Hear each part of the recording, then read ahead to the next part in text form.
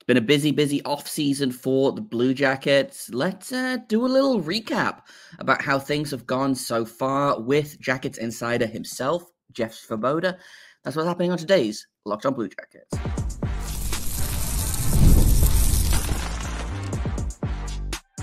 You're Locked On Blue Jackets, your daily podcast on the Columbus Blue Jackets, part of the Locked On Podcast Network, your team every day. Hello and welcome to Locked On Blue Jackets, part of the Locked On Podcast Network, your team every day. I am, as always, your host, Jay Foster, here to give you the good, the bad, and the ugly about your favorite team and mine, the Columbus Blue Jackets. Before we get things started, I want to thank everyone for making this your first listen of the day every single day. Locked On Blue Jackets is free and available on all podcast platforms and over on YouTube. I also have to let you know that this episode is brought to you by FanDuel. Make every moment more this summer, as FanDuel is hooking up all customers with a boost or a bonus daily. There's something for everyone every day, all summer long. Just visit FanDuel.com to get started. And we'll get started today by jumping straight into my conversation with Jeff Svoboda, Jackets insider. This is part one of a two-part interview that I had because we had just such a great time chatting. We decided to spend a little bit more time doing so. So today we're going to talk a little bit about the hiring of Don Waddell. We're going to talk a little bit about free agency, about the roster turnover. That's all coming up in today's episode. So I'm just going to get right into my conversation with Jeff. It's been a pretty busy offseason for the Blue Jackets. I feel like every offseason, I'm like, man, let's have a quiet offseason this time. And then everything happens. New GM, new coach this time, player turnover. There's still stuff that needs to happen. So I figured, hey, let's talk about someone that has kind of had a front row seat to all of the news from the Blue Jackets this season. We've got Jeff Svoboda, Jackets insider himself, for his annual appearance on Locked On Blue Jackets. So, Jeff, has your summer been as busy as mine has so far? Certainly, yeah. There's been a lot going on in CBJ land. Still a little bit more to do probably, but now the big things are done. The new general manager is in place. The new head coach is in place. So those were probably the big boxes that had to be checked for the Blue Jackets organization this summer. So yeah, you don't get a lot of quiet summers in the NHL because there's 31 teams that don't win the cup, and those 31 teams are trying to do something to get closer to that end goal. And so they don't really ever that quiet anymore, but this one certainly pretty busy as far as the Blue Jackets perspective goes. Yeah, for sure. Let's kind of start off with the big thing, which new GM for the first time in a long time. I feel like Patrik Laine was maybe the third or fourth longest serving GM. So new face around. How has what is your kind of thoughts on Waddell as far as kind of his first 6-8 weeks have been on the job? Yeah, it has been about that long up to this point. He got hired at the end of May, so there's been a lot on his to-do list, certainly, and that's probably driven home by the fact that he just moved into his house here in Columbus this week. So, if it takes you 2 months into your job to get to that point, that means you're probably pretty busy. So, certainly the coach was the number one thing that they had to do on the list and took their time with that. But you also had the draft, you had free agency. So, there's been a lot going on, kind of a crash course for Don Waddell coming in to lead the Blue Jackets. And I think so far so good. It's hard to tell exactly what the end goal is going to be as far as what he wants his team to look like when it's best self. But he came in with a lot to do. As I said, you had a roster that over the last couple of years, I don't want to say it was tryouts per se, but you look at the number of players that played for the Blue Jackets the last couple of years. And some of that was brought on by injury. But you knew going into a rebuild, when you're turning to some younger players, what you're trying to figure out is, are these players going to be part of the long-term future of the Columbus Blue Jackets? And so a lot of those decisions were made this past offseason. You looked at the trade of Alexander Texier, buying out Adam Boquist, letting Jake Bean and Nick Blankenberg and even Alexander Nylander go. I think they really made a concentrated effort of okay, we've had these last 3 years to really evaluate and see where we are with some of these players and who are the guys we really think we're building around and who are the guys that we really believe are long-term pieces to this puzzle. And they've really kind of centered on that and let a lot of the other guys go. So That was a big thing I think they needed to do. And that's natural. Say, when you're a young team and you've got all these young players, you're figuring out, who do you really feel like is going to be a big part of the future? And so a lot of those decisions were made. On the player acquisition front, there hasn't been a ton. Obviously, Sean Monahan being brought in to really kind of solidify the center spot and mentor some of those young players was the biggest thing. So I think maybe some people thought there would be maybe a lot more roster turnover. And if you look at Don Waddell's history, he's not someone who's afraid to really engage in roster turnover on a year-to-year basis. But I think for right now, it was more about, let's pare it down. Let's get to where we think we need to be. Let's handle the coach and things like that. And then we'll figure out as we go, what tweaks and such need to be made to that. So, it has been busy. I think some people maybe thought it was going to be busier just because of, I think, they thought there was going to be a lot more roster turnover. But for right now, it's been about identifying your key guys and going from there. And so I think he's done a good job of that. And certainly, it always continues. The Patrik Laine situation is going to be the next big thing that gets cleared up as far as, determining a roster for the upcoming season. But by and large, I think they've kind of zeroed in on what they want and then, see where they're at there, as things start up again in the fall, and then, keep making those tweaks and some of those decisions that need to be made. Yeah, for sure. I feel like I've seen a lot of, I wouldn't say criticism necessarily, but I've seen a lot of people being like, wow, I feel like this is moving really slowly. And then you kind of sit down and you look at what his to-do list was like when he got the job. And I'm like, okay, he's just kind of going one thing at a time. We've checked this off. We're going to go to the next thing. We've checked this off. We're going to go to the next thing. Like the next thing I imagine probably the Marchenko contract is kind of the big flashing to-do thing on Waddell's list. But has there been anything? Because we kind of talked a little bit there about, Texier went, Bean went, Boquist, Blankenberg. Not necessarily like trimming the fat, but a lot of extra players have kind of gone. Has there been any players that you are surprised went, or is there anyone like on the roster that you're kind of still looking at as potentially moving before the start of the season? I think there's not a whole lot of fat left to trim, to use the expression that you use. When I went last week and put together kind of a look at like what the lineup might look like for this upcoming season, there's really not a whole lot of extra pieces. And some of that is, they're waiting on some prospects to get there. Some of these guys that still need a little bit of AHL time, but down the road, like the guys like Luka, Delbel, Beluz and things like that. Like some of these guys, David Juracek, Denton Matejchuk, that kind of that group of players where, you can see them playing. They still could use some AHL seasoning maybe in some of those cases, but they'll be part of the team, down the road. But in the meantime, they've really gotten to the point where they've really pared it down quite a bit.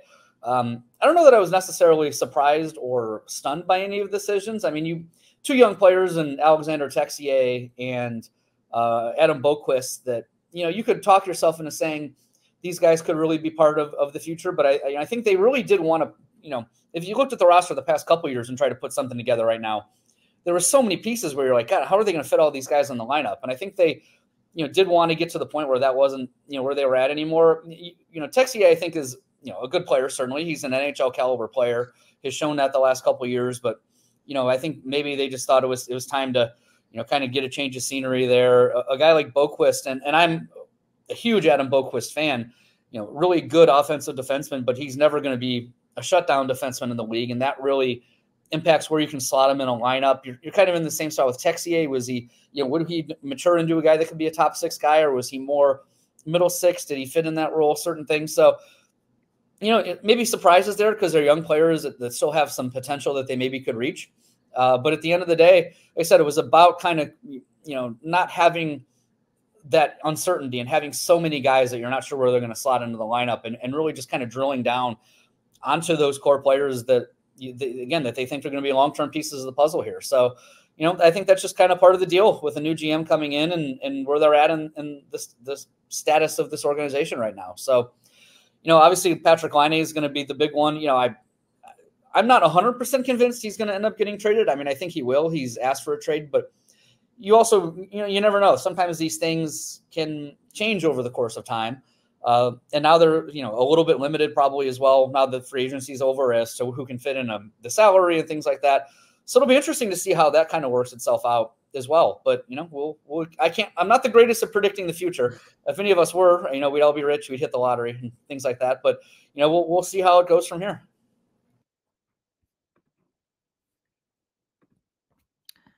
Coming up in a minute, I've got more of my conversation with Jeff all about the Blue Jacket offseason. But first, I'm going to tell you all about FanDuel. I love sports. I love them so much that I never want them to stop, but they got to stop eventually. The sports aren't going to sports like I want them to forever, but FanDuel is going to let me keep the sports going whenever I want. All I have to do is open the app and dream up bets anytime I'm in the mood.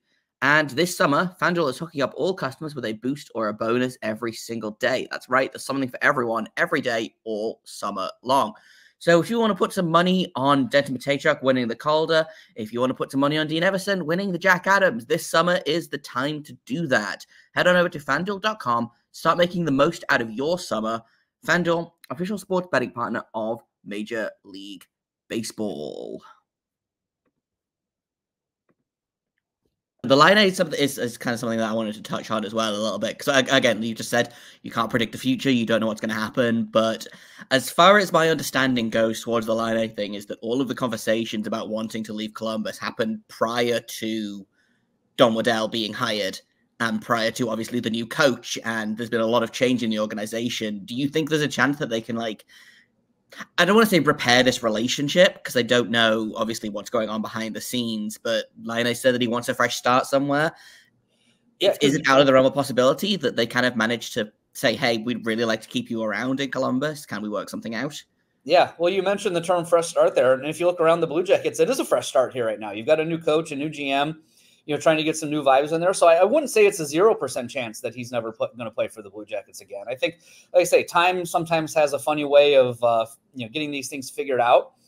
And if you look at it from Patrik Laine's perspective, and one thing I think that people sometimes forget about Patrik is, you know, he's actually still a fairly young guy. It feels like he's been in the league forever, but he's still, I think, 25 or 26 years old.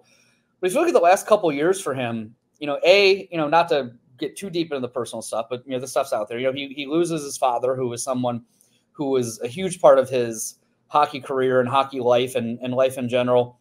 He's had 2 straight injury-plagued seasons. He's had a lot going on off the ice, really. And, injuries are on the ice, but they're also off the ice, and how you handle those and the adversity that's sent to you. It's no fun being injured. You can talk to any NHL player and they'll tell you that. So, I think there's a lot of things that have happened here in his tenure in Columbus. And, there may have just been a point where he was like, I could really just use a fresh start. And maybe 2 months later, 3 months later, however many months later that it ends up being, would it completely stun me if he, ends up staying here? If things kind of work themselves out, it wouldn't completely stun me.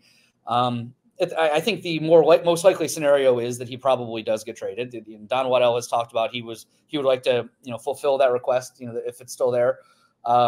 But I can never say never. Like I say, sometimes time has an interesting way of healing these types of things. So I haven't talked to Patrik Laine, and that's no one has, because that's a sticking point in the whole trade thing. Is when you're in the player assistance program, the teams can't talk to you, because any team that's going to trade for him, and especially someone with that contract value, they want to have the ability to meet with him before they do that.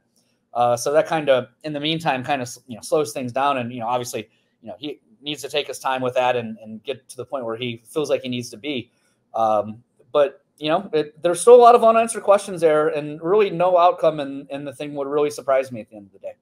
Yeah, and I feel like there's something that kind of being unsaid with Patrik Laine as well, is how much he likes it in Columbus. I feel like that's kind of been a big part of his kind of the last couple of seasons, has been him saying, man, I really do like it in Columbus. I like the city. I like the team. There was a time, I want to say not last season, but the season before, where he scored his first goal against the Winnipeg Jets. And they said, oh, well, that's 31 teams you've scored against. No, the only one that you haven't scored against is Columbus. He's like, oh, I hope I never score against Columbus, because that's where I want to play. So I wonder how much of the trade request was, oh, I'm really unhappy here. Obviously, he goes into the program. We can't talk about, we can't go into any details about why he's in the program specifically. We just know that he's in the program. Potentially he comes out of the program and he's like, oh, actually, it was just because I was unhappy in that moment. Maybe I'd like to stay. Yeah, time will tell. And I think of a situation like up in Boston with Jake DeBrusk, who was a player who had, very publicly submitted a trade request. And then, they weren't able to trade him for, I don't really know the specifics of that, but eventually he got himself into a better situation, got through whatever kind of, I hate to just say rough patch, because I don't want to sound like I'm trying to diminish anything with mental health and anything, but, got through whatever he was going through, started scoring goals again and was a much happier player and played for the Bruins for the last couple of years. So you just never do know how these things shake out. Like I said, I think at the end of the day, the most likely scenario is that he does get traded. But you just never know how people's mindsets and things like that will change over time. So, we'll see how it goes because we don't really have a whole lot of information, as to how things are out there. We've seen him training again, which is good, kind of implies that he's getting closer to being back to health and being 100%, getting ready to be back on the ice. And, if he can get, you root for the best for him and hope he gets through it. And maybe that ends up being in Columbus, but time will tell. Yeah, for sure. I want to talk a little bit about free agency because I kind of went into free agency not expecting a lot, and the Blue Jackets didn't really do a lot. They signed a couple of depth pieces, but one piece that they signed, obviously Sean Monahan, that they brought in on a much longer contract than I was expecting. I don't necessarily think it's a bad contract, but what's your kind of impression for what do you think the purpose is for signing a guy like Sean Monahan for 5 seasons? Obviously, we're kind of hoping that he'll still be a big piece of the team by then, but are they signing him kind of as a potential 1C? Are they signing him as a mentor, or is it kind of a little bit of lots of different things that they're bringing a guy like Monahan in? Yeah, I think it makes a lot of sense on a couple of different levels to me. And first of all, when it comes to signing unrestricted free agents, you have to kind of meet the term. It's the free agents tax. Yeah. Yeah, exactly. So I don't know that, if there was a 3-year option available, I'm guessing not probably, because when you're signing a player like that, who's been in the league for a long time and is at that point in their career, they want some long-term stability. And I think for the Blue Jackets, and, we can talk about what the roster might look like 5 years from now and how he fits into that. But, the signing was made for now, which is what a lot of these signings are made for. And, I think, you mentioned where does he fit in the lineup? They all but said, on the first, the day that they signed him, that he's going to be likely going to be the number 1 center, at least to start. And, these things change, lines change throughout a season, who knows? But, you've got some chemistry there with Johnny Gaudreau. They've played a lot of hockey together. So you're looking at it from a perspective of how do we get the most out of Johnny Gaudreau? Well, we have a chance to pair him now with someone he's played a lot of hockey with, is probably very comfortable with, and has had success with. So you're making your team better right there. He's a good face-off guy, which the Blue Jackets have needed more of those the last couple of years. He's a good mentor. So you've got a lot of these young centers that you feel like, he can really set a good example for, the Adam Fantillis and the Cole Cylinders of the world, and really embrace that leadership aspect of it. And I think that gets a little bit underrated.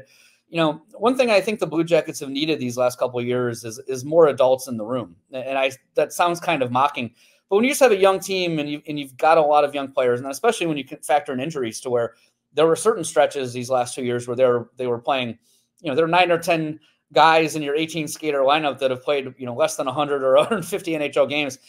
You just needed more veteran players, I think, in this organization, because they really do play an invaluable part of trying to build a culture and trying to bring these young guys along and showing them how to do it and showing them what it looks like on the day-to-day basis. And I think the Jackets needed some more of that in the room to get to where they eventually want to go. And so that's why the Monahan signing makes sense. He's going to help you now. He's a good player. If you look at his career numbers, 25 goals, 60 points a season, as long as he stays healthy. So, certainly that's a nice thing to add into the lineup. But I think just for where they are as an organization, it made a lot of sense to bring in someone who's a more of a veteran nature, and just see if that person can kind of help bring along that locker room in the way that they want to bring along. Yeah, it's really reassuring to hear you kind of say, because this is the kind of things that I've been saying for the past little while, is sometimes you just need an extra adult, and like the Blue Jackets have not had a lot of adults on the team. I think there was times either last season or the season before where it was like the veteran on the line in the lineup was Andrew Peeke, who is all of 27 years old. So it's having someone like Monahan can only be a good thing. Even if it does make me feel a little bit old to hear him being referred to as a veteran, because in my head he's still like the young kid from 2014 or 2015 that I remember. But I want to talk about the defense, because I think that's the most changed part. On the surface, it doesn't look super different. Obviously, there's still Werenski, Gabranson, Provorov, Severson are obviously going to be 4 of those spots. But that really opens things up for guys like Juracek to maybe make the jump to the NHL full time. Guys like Matejchuk, depending on how much he impresses during training camp, I think there's an outside chance that he's on that opening night roster. Obviously, Jack Johnson is there to, again, be a good veteran, be an adult. What's your kind of take on what the defense is going to look like this season? Because I think for the Blue Jackets to improve this season, the defense has to be much better than it was last season. Yeah, there's no doubt about that. And you can't pin it all on defensemen because it's it's a 5-man unit and it's a goalie, and there's a lot of factors that go into how a team plays defensively. But it's interesting because, as you said, it feels like there's a lot of questions answered because you've got Werenski, Provorov, Goodbranson, Severson, 4 veteran guys that are probably more than likely going to be in the lineup on a day-to-day basis. But you still have some question marks. How do those young guys come along? Who plays with Zach Werenski? That's maybe the biggest question mark because you don't, like I said, as I wrote, in my preseason thing of just kind of looking at the roster right now, I think David Juracek's skill set fits the best with Zach Werenski among the right shot defensemen, but he's also, I think, still going to be 20 years old on opening night. And so, that's a lot of experience that he's still going to have to gain to become the best player he's going to be. So does he fit in there, or do you move up Severson and move the lineup around? But Provorov and Severson were a pretty good pair, really, if you looked at the analytics of it as the year went on. So, certainly some question marks to answer there, but a lot of it will depend, as you said, on how those young players, especially David Juracek and Denton Matejchuk, come along. Juracek has played some NHL games. There's times where he doesn't look out of place. And there's times where, you could tell, the skating needs to get better. The reads need to get a little bit better, but that's probably every defenseman in the world at the age of 20, if we're being honest. So, these are natural things he's going through. But, I know they were really happy with the way that he performed down in Cleveland at the end of the season and the AHL playoff run. And, I think he really gained some major experience there. So, maybe, if he works on those things he needs to work on, maybe he's ready for that full-time role and elevated ice time. A guy like Denton Matejchuk comes in and, couldn't have had a better season down at the junior level. And now he's got to make that jump to the professional level. And, the returns from the way he played up in Cleveland at the end of the season there, I think he played 3 games with them in the playoffs at the end of the year. And, very impressive, did not look out of place whatsoever, but, still the AHL and the NHL are different animals. And so I think the thought around him is no one would be stunned if he's ready to be in the lineup come opening night, but also no one would be stunned if spending a half a season or a season at the AHL level, wouldn't help him a lot. So, do you want to rush a guy, 20-year-old defenseman in the NHL? It's not an easy job by any stretch of the imagination. There's a reason defensemen don't really hit their peak until 25, 26, because it's such a difficult position to play. So do you want 2 20-year-old defensemen in your lineup at the start of the season either? So there's a lot to figure out there. It wouldn't be the worst thing in the world for one or both of those guys to keep playing AHL minutes and play in all situations and keep building their game just because of how young they are. Not trying to say they're not ready, but there's something to be said for gaining that experience. And so a lot needs to get figured out there. Is Jay Christensen ready? I've talked to enough people in the organization that feel he could be an NHL defenseman, and he's pretty much done everything you could do at the AHL level. He's been an all-star. He's been one of the top scoring defensemen in the league down there. Is he ready for the NHL? If it's not now, it's probably never. And I don't say, this is now the opening in the time where a guy like him could really seize a spot. And then you've got Jack Johnson to kind of be veteran cover, who, if you ask him to play 15 minutes a night and kill penalties, he's going to give you 15 good minutes a night and kill penalties. So moving parts, a lot to figure out there, but it also, you've got a little bit of flexibility now with Jack and some of these, the young players that you can kind of fit together a lineup and see where it goes from there. And that's all I've got for today. Tomorrow, we are going to be talking to Jeff again. We'll do a special bonus Saturday episode because, again, Jeff was so great that we ended up talking for way longer than one episode can contain. So that's coming up tomorrow. We're going to talk about coaching. We're going to talk about the future of the team. We're going to talk a little bit about the Cleveland Monsters. There's all kinds of fun stuff coming up in tomorrow's episode, so make sure you stay tuned for that. Thank you for listening to this episode, for making it your first listen of the day every single day. Locked on Blue Jackets is free and available on all podcast platforms. We're over on YouTube and on SiriusXM. You can find me on Twitter at _Jacob Foster, JAKOBFORSTER. You can find the show at LO_Blue Jackets on Twitter and on Instagram. And if you have comments, questions, criticisms, please feel free to email me at lockedonbluejackets@gmail.com. You can find Jeff at Jackets Insider, or one word, on Twitter and Instagram. And yeah, once again, tomorrow's episode, we'll have more from Jeff and myself. But until then, make sure you stay locked on.